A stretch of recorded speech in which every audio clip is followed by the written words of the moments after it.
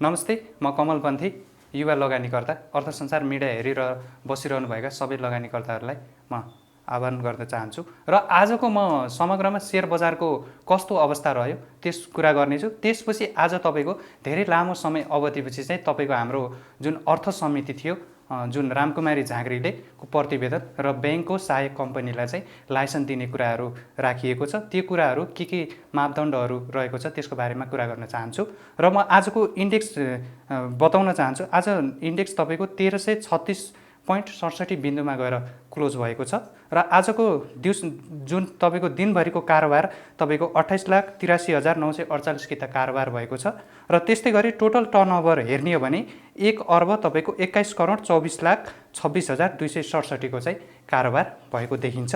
र म अब तपाईँको आजको जुन धेरै लामो समयदेखि लगानीकर्ताले माग गर्दै आइरहेको कुरा थियो, जुन हामीले ब्याङ्कको सहायक कम्पनीलाई सब एजेन्टको कारोबार दिनुपर्छ भनेको थियो, त्यो कुरा पुरा भएको छ।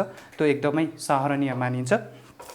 र आज जुन रामकुमारी झाँक्रीले के भन्नुभएको छ भन्दा चाहिँ जुन ब्रोकरहरूको कर्पोरेट कल्चर छ त्यो चाहिँ एकदमै तपाईँको नराम्रो रहेको हुँदा चाहिँ र त्यस्तै गरी रेगुलेटर बोडीले पनि तपाईँको राम्रोसँग नियामक काम गर्न नसकेको हुनाले चाहिँ हामीले चाहिँ ब्याङ्कलाई हामी लाइसेन्स दिन बाध्य भएको छौँ भन्ने कुरा भन्नुभएको छ। र ब्याङ्कहरूलाई पनि लाइसेन्स दिँदाखेरि चाहिँ तपाईँको केही प्रावधानहरू राखिएको छ, जुन 8-10 वटा प्रावधान छन्। त्यो प्रावधान पुरा गरेको अवस्थामा मात्र ब्याङ्कहरूले चाहिँ सब एजेन्टको कार्य गर्न पाउनेछन्। र जब यो ब्याङ्कको सहायक कम्पनी दिने कुरा उठेको थियो त्यसपछि चाहिँ ब्याङ्क तथा वित्तीय संस्थाहरूले चाहिँ तपाईँको 1 वर्ष अगाडि नै उनीहरूले कम्पनी खडा गरेर चाहिँ तपाईँको एजिएमबाट पास गरिसकेको अवस्था छ र अब 1 वर्ष उनीहरूले चाहिँ अब स्टाफहरूलाई हायर गरेर चाहिँ यो ब्याङ्कको सहायक लाइसेन्सको लागि चाहिँ सेबनमा चाहिँ जानेछन् र सेबनले चाहिँ एउटा जुन अर्थ समितिको जुन प्रतिवेदन छ त्यो भित्र रहेर चाहिँ पुरा गरेको अवस्थामा चाहिँ उनीहरूले चाहिँ तपाईँको लाइसेन्स पाउनेछन् र ब्याङ्कको सहायक कम्पनीको चुक्ता पुँजी चाहिँ 20 करोड चाहिँ तोकिसकेको छ पहिले नै। त्यस्तै गरी अर्को नयाँ कुरा ल्याइएको छ, जुन रेगुलेटर बोडीका जुन पदाधिकारीहरू त्यसै गरी जुन कर्मचारी छन् तिनीहरूलाई चाहिँ सेयर किनबेच गर्नको चाहिँ रोक्का लगाइएको छ। योभन्दा अगाडि चाहिँ उनीहरूलाई चाहिँ प्राथमिक बजारमा चाहिँ उनीहरूले सेयरमा भर्न पाउँथे र सेकेन्डरी बजारमा बेच्न पाउँथे। अब चाहिँ उनीहरूले चाहिँ प्राथमिक बजार पनि उनीहरूले किन्न पाएनन् र उक्त सेयर उनीहरूले सेकेन्डरी बजारमा पनि बेच्न पाएनन्। योभन्दा अगाडि जुन उनीहरूको सेयर छ त्यो चाहिँ सेयर बिक्री गर्न चाहिँ दिने प्रावधान ल्याइएको छ। यो एकदमै सकारात्मक पक्ष हो। धेरै लामो समय अवधिदेखि रेगुलेटर नियामकै पदाधिकारीहरूले इन्साइडर न्युजहरू जस्तो तपाईँको फैलाउने, बजारमा तपाईँको उनीहरूको नातेदार नजिकका मान्छेहरूलाई चाहिँ त्यो न्युज तुहाउने गर्नाले बजारमा चाहिँ त्यसको जुन सेन्टिमेन्ट देखिन्छ अब चाहिँ यो अन्त्य हुनेछ भन्ने हाम्रा लगानीकर्ताको आभास रहेको छ। त्यस्तै गरी अर्को कुरा नयाँ उठाइएको छ, यो हामीले पहिलेदेखि पनि भन्दै आइएको थियो, जुन नेपाल स्टक एक्सचेन्जको जुन स्वामित्व छ पुनर्संरचना गरिने भनेको छ। त्यसै गरी विदेशी साझेदारलाई चाहिँ ल्याएर चाहिँ उपयुक्त साझेदार भित्राउने भनिएको छ। जुन नेपाल स्टक एक्सचेन्जमा बाहिरी तपाईँको साझेदार ल्याउनु पर्ने अवस्था थियो, जसले गर्दा चाहिँ जस्तो टेक्नोलोजी भित्रिने थियो, त्यसै गरी बजार एउटा प्रतिस्पर्धात्मक हुने थियो। जसरी अहिले नेप्सेको अनलाइन सिस्टमहरूमा जति समस्याहरू दिए त्यो बाहिरी टेक्नोलोजी बाहिरीबाट एक्सपर्टहरूसँग समन्वय गर्दा चाहिँ त्यो समस्या चाहिँ समाधान हुनेछ भन्ने हाम्रो लगानीकर्ताहरूको माग रहेको छ। त्यस्तै गरी अर्को कुरा जुन कुरा के उठाइएको छ भन्दा चाहिँ योभन्दा गत वर्ष धेरै अगाडि चाहिँ जुन ब्रोकरहरूको चुक्ता पुँजी तपाईँको 2 करोड रहेको थियो, आजको जुन प्रतिवेदनमा तपाईँको 500% अथवा करिब 10 करोड पुँजी चाहिँ अनिवार्य गरिएको छ। यसले गर्दा के हुन्छ भन्दा चाहिँ तपाईँको बजारमा उनीहरूको चुक्ता पुँजी पनि बढेर जाने, उनीहरूको क्षमता पनि बढेर जाने देखिन्छ।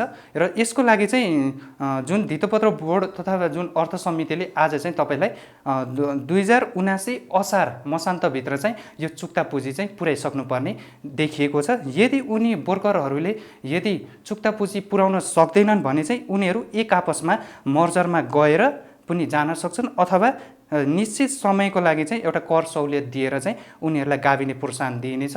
र अर्को कुरा के छ भन्दा यदि ब्रोकरहरूले आफ्नो शाखाहरू चलाउन सकेनन् भने चाहिँ उनीहरूलाई चाहिँ तपाईँको ब्याङ्कसँग चाहिँ मर्जरमा गएर चाहिँ आफ्नो कारोबार गर्न सक्छन्। ब्रोकरहरूको व्यापार व्यवसाय अथवा उनीहरूको कारोबारै ठप्प चाहिँ हुँदैन। यो कुरा बुझ्नुपर्छ कि ब्रोकर अथवा अन्य उसले चाहिँ अब ब्रोकरहरूको अधिकारै खोस्यो, ब्रोकरहरूको जुन अब कारोबार ठप्पै भयो, अब ब्रोकरहरूले कमिसनै रोकिन्छ भन्ने होइन कि ब्रोकरहरूले पनि उनीहरूको अधिकार छ, त्यो अधिकार चाहिँ आजको अर्थ समितिले चाहिँ त्यो हनन गरेको छैन। र यो बैंकको सहायक कम्पनीले चाहिँ तपाईँको सबै सेयर चाहिँ उसले आफूले किन्न पाउँदैन।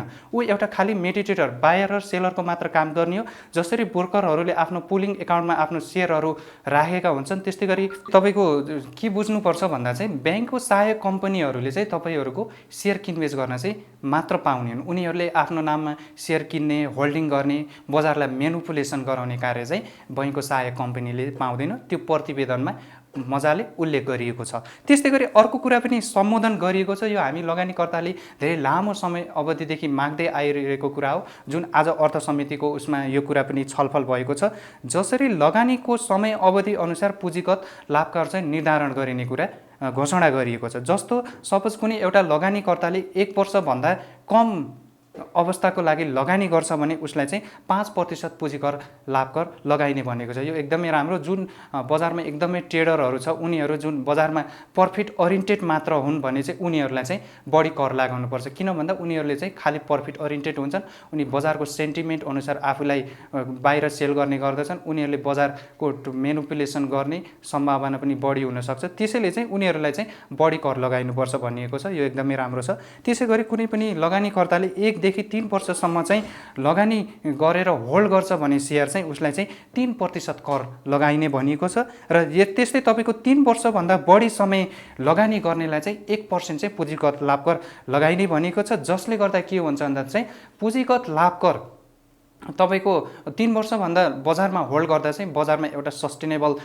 तपाईँको बजारको एउटा ट्रेन्ड जाने देखिन्छ र बजारमा उसको सप्लाई खासै नआउने हुनाले चाहिँ सकेसम्म चाहिँ लगानीकर्ताले चाहिँ लङ टर्म होल्ड गरोस् भन्ने एउटा आशयले चाहिँ आजको यो निर्णय लिइएको छ। त्यस्तै गरी अर्को कुरा एउटा नयाँ नियम के लागू गरिएको छ भन्दा जस्तै ब्रोकर जस्तो बैंक तथा वित्तीय संस्थाहरूबाट तपाईँको 50 करोड चुक्ता लोन लिने कम्पनीहरूलाई चाहिँ अब चाहिँ उनीहरूले चाहिँ बजारमा चाहिँ तपाईँले सेयर जारी गर्नुपर्ने अवस्था ल्याइएको छ। यो एकदमै राम्रो मानिन्छ, सकारात्मक पक्ष हो।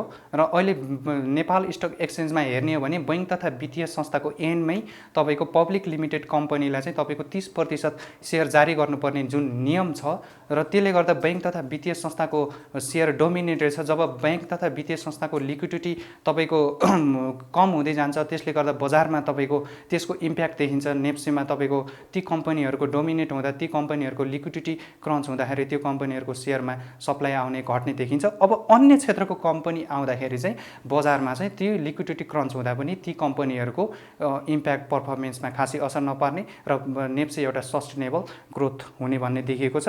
त्यस्तै गरी तपाईँको योभन्दा गत वर्ष बजेटमा पनि सरकारले के ल्याएको थियो भन्दा चाहिँ जस्तो वास्तविक कम्पनी क्षेत्रका कम्पनीहरूले यदि आइपिओ जारी गर्दछन् भने चाहिँ त्यो कम्पनीलाई चाहिँ जस्तो आय करमा चाहिँ 10% छोड दिने व्यवस्था गरिएको थियो। यो एकदमै राम्रो मानिन्छ र सरकारले पनि 1 अर्बभन्दा बढी पुँजी भएका कम्पनीहरूलाई तपाईँको यो बजारमा भित्राउने कुरा गरिएको छ। त्यसले गर्दा पनि अहिले बजारमा धेरै कम्पनीहरू आइपिओ निष्कासन गर्नको लागि जस्तो तपाईँ आकर्षित भएको छन्। पछिल्लै अवस्थामा हेर्ने हो भने तपाईँको जस्तो चन्द्रगिरी हिल्स भयो, त्यसै गरी आइएमइपीहरू भए, त्यसै गरी तपाईँको वर्ल्डिङ जस्ता विभिन्न कम्पनीहरूले चाहिँ जस्तो आइपिओ ल्याउनका लागि चाहिँ उनीहरू चाहिँ तत्पर भएको कुराहरू बताइरहेको छ। यसले पनि अन्य क्षेत्रको कम्पनीहरू आउनेछन्।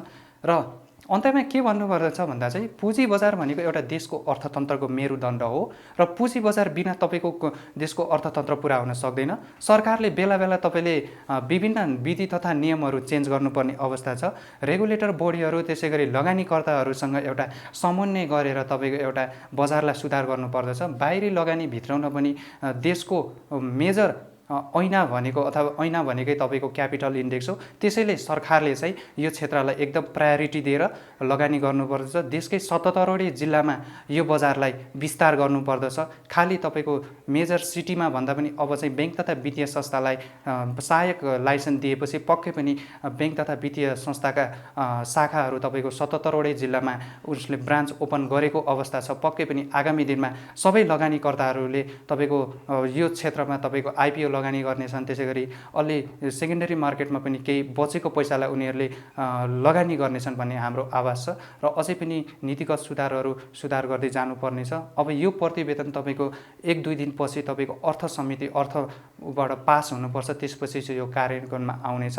त्यसैले पुँजी बजारलाई सधैँ सरकारले मुख्य प्रायोरिटी सोचेर अगाडि बढ्ने हो भने पुँजी बजारको विकास अझै विस्तार हुँदै जानेछ भन्दै बिदा हुन्छ। हस्त नमस्ते।